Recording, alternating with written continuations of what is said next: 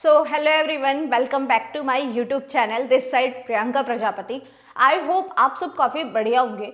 But पता है क्या, आज की ये वीडियो ना बहुत ज़्यादा अलग होने वाली है, डिफरेंट होने वाली है, क्योंकि आज इस वीडियो के अंदर मैं आपको सिखाने वाली हूँ नेटवर्क मार्केटिंग के अंदर ऑब्जेक्शन हैंडलिंग किस तरीके से करी जाती है. एंड बेसिकली ना पता है बहुत सारे लोग होंगे जो ऑब्जेक्शन हैंडल नहीं कर पाते होंगे. उनके पास कोई प्रोस्पेक्ट अगर बीच में ऑब्जेक्शन पुट कर देता होगा तो वो घबरा जाते होंगे, डर जाते होंगे, भागे भागे आप क्लाइंट के पास जाते होंगे कि सर इस पर्सन ने तो क्वेश्चन पूछ लिया एंड कैसे मैं उसको आंसर करूँ. मतलब पता नहीं महाभारत समझते हैं कि उसने पता नहीं क्या ही पूछ लिया, पता ही नहीं पाते. तो घबराने की कोई ज़रूरत नहीं है. आज इस वीडियो के अंदर मैं आपको सिखाने वाली हूँ कैसे आप प्रोफेशनल तरीके से ऑब्जेक्शन हैंडल कर सकते हो, और ये ऑब्जेक्शन हमें आता क्यों है, ऑब्जेक्शन कैसे कैसे और कब आता है, सारी चीज़ें मैं आपको बताऊंगी. और मैं आपको मॉक कॉल कर कर भी दिखाने वाली हूँ कि प्रोफेशनल तरीके से मैं कैसे सामने वाले पर्सन का ऑब्जेक्शन हैंडल करती हूँ. बट हम सबसे पहले समझते हैं कि ऑब्जेक्शन होता क्या है और ऑब्जेक्शन हमें आता क्यों है. जब भी कोई प्रोस्पेक्ट आपसे कोई भी क्वेश्चन करता है या फिर कोई डाउट दिखाता है तो इसे बोलते हैं ऑब्जेक्शन.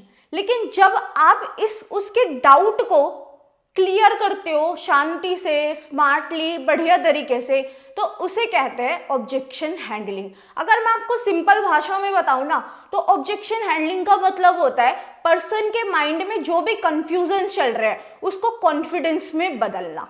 बट ये ऑब्जेक्शन हमें आते क्यों है? ऑब्जेक्शन हमें इसीलिए आते हैं क्योंकि प्रोस्पेक्ट के माइंड में बहुत सारा कन्फ्यूजन्स होते हैं, डाउट्स होते हैं, बहुत सारा डर होता है, या फिर उसे आधी अधूरी नॉलेज नहीं होती.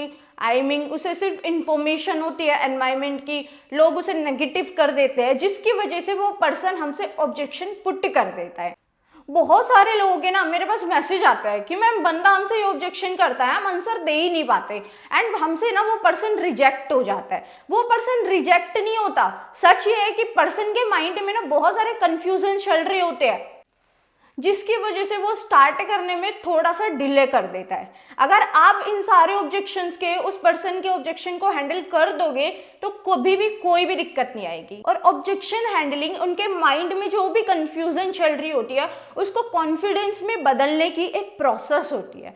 अब देखते हैं कि ये ऑब्जेक्शन हमें कब आते हैं. ऑब्जेक्शन हमें 3 टाइम पे आते हैं. बिफोर प्रेजेंटेशन, जब आप पर्सन को प्रेजेंटेशन भेजने से पहले आपको ऑब्जेक्शन आएंगे, या तो ड्यूरिंग प्रेजेंटेशन, या तो जब आप पर्सन को बीच में प्रेजेंटेशन भेज रहे होगे तो वो पर्सन प्रेजेंटेशन के बीच में क्वेश्चन करने लग जाता है.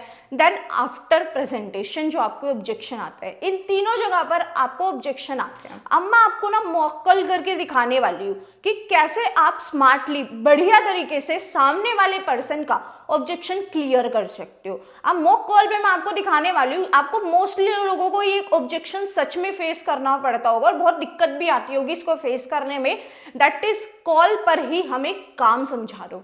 बहुत सारे प्रोस्पेक्ट होते होंगे, बोलते होंगे हमारा कॉलेज है, या फिर हमने पहले ट्रेनिंग्स वगैरह अटेंड की हुई है, या फिर हमारे पास टाइम नहीं है, या फिर हमें कॉल पर ही काम समझा दो, ऐसे ऐसे पुट करने लग जाते हैं. तो आज इस वीडियो के अंदर मैं आपको मॉक कॉल कर कर दिखाऊंगी कि सामने वाले पर्सन का कॉल पर ही काम समझा दो का ऑब्जेक्शन कैसे हमें हैंडल करना है. ध्यान से सुनना.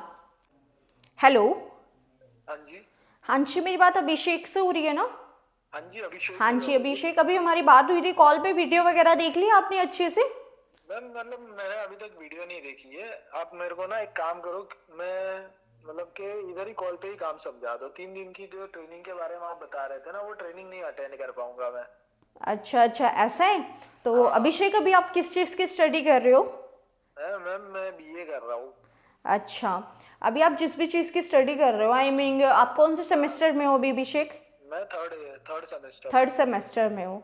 अब एक बात बताओ, आप स्टडी कर रहे हो, फर्स्ट ईयर गुजर गया, राइट, सेकेंड ईयर गुजर गया, अभी थर्ड ईयर चल रहा है. क्या आपने टीचर को एडमिशन कराते टाइम ये क्यों नहीं बोला कि मैम मेरे बस की नहीं है 3 साल गुजारना, सिर्फ 15-20 हज़ार की नौकरी मिलनी है मेरे को डिग्री के बाद, तो मेरे को डिग्री अभी दे दो, मैं एडमिशन करा लेता हूँ तीनों सेमेस्टर का एक साथ, डिग्री अभी दे दो, 15-20 हज़ार की नौकरी कर लूँगा मैं बाद में. ऐसा कुछ पॉसिबल हुआ था? नहीं ना. पेशेंस रख के आपने 3 साल दे दिया अच्छे से. अब एक बात बताओ, मान के चलो आपको MBBS की डिग्री लेनी है, आपको डॉक्टर बनना है, अब ऐसा तो नहीं होगा डॉक्टर बनना है पैसे कमाने के चक्कर में कि मेरे पास टाइम नहीं है, मेरे को जल्दी से ओपीडी में जाके आप डॉक्टर्स के पीछे पड़ जाओगे कि मेरे को ऑपरेशन करना है इस पर्सन का अभी के अभी और फटाफट मेरे को सक्सेसफुल करके पैसे चाहिए, मुझे नहीं पता। ऐसा तो नहीं होगा ना, कोई आपको बाहर ही निकाल देंगे वो तो, है ना। तो सबसे पहले आपको एमबीबीएस की 5 साल की डिग्री कंप्लीट करनी पड़ेगी, ट्रेनिंग्स वगैरह अटेंड करनी पड़ेगी, तब जाके 6-7 साल बाद आप डॉक्टर बन पाओगे। हाँ जी, हाँ जी। यूपीएससी की स्टडी करनी है, उसमें भी पेशेंस रखना है।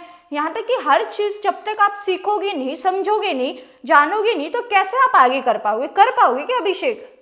नहीं मैम, नहीं कर आपकी पाओगे। ये बात कोई सही है। डिजिटल बिजनेस है, ये कोई मैगी बना के मैं आपको 2 मिनट में खिला नहीं सकती। ये डिजिटल बिजनेस है। यहाँ पर भी आपको स्किल्स की बहुत ज्यादा जरूरत है। जब तक आपको स्किल्स ही नहीं आएंगी तो आप कैसे काम कर पाओगे आगे? नहीं कर पाओगे ना। पैसे कमाना भी एक स्किल्स होता है, वो भी ऑनलाइन। हाँ मैम। आपको बिना स्किल्स के पैसे कमाना है, चपरासी की नौकरी कर लो, भीख मांग लो, राइट। तो यार ट्रेनिंग तो हर जगह होती है। टीचर बनना है, टीचर बनने के लिए भी ट्रेनिंग मिलेगी, हर जगह पे आपको ट्रेनिंग मिलेगी। तो सबसे पहले 3 दिन के लिए आपको टाइम देना पड़ेगा। अगर आप नहीं दे सकते तो मैं किसी और को सीट प्रोवाइड करा दूंगी। भाई सीखने के लिए तो टाइम देना पड़ेगा, बाकी तो मैं बैठी हूँ, कुछ समझ में नहीं आता, दिक्कत आती है तो मैं आपको सॉल्व कर दूंगी, कोई इशू वाली बात नहीं है, ठीक है। ठीक है मैम। हाँ आप अभिषेक, training तो 3 दिन provide का करो। टाइम दो। शाम को 7 से 8 बजे की 1 घंटे की ट्रेनिंग रहती है, सिर्फ 1 घंटे की होती है, 1 घंटा देना है, ठीक है। ठीक है मैम, मैं दे दूंगा 1 घंटा, ठीक है। हाँ बिल्कुल। Okay, thank you ma'am. अब ध्यान से सुनना, जो मॉक कॉल आपने मेरी अभी सुनी है वो रियल प्रोस्पेक्ट के साथ वैसे के वैसे ही होता है।